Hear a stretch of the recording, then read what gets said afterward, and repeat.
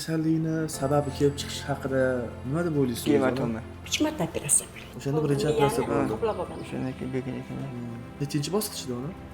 4. Shpris bilan suv berardik, shpris bilan taom berardik. Faqat suyug'ida.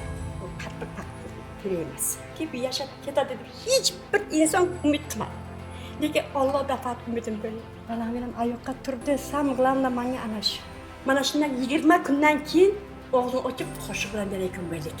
1 oydan keyin qulq gaplaykan bo'ldi. Ikkinchi patokka so'ng qo'l oyog'i qimirladi. Mashalloh. Ahagina.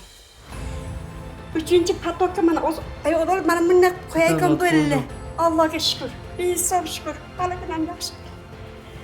Umid uzilgan edi. Kimda kim mana shu dardga duchor bo'lgan bo'lsa, shu halillardan olib istismol qilib, Allohga qarab gapiryapti. foyda Biz ko'rdingiz. foyda ko'rdik.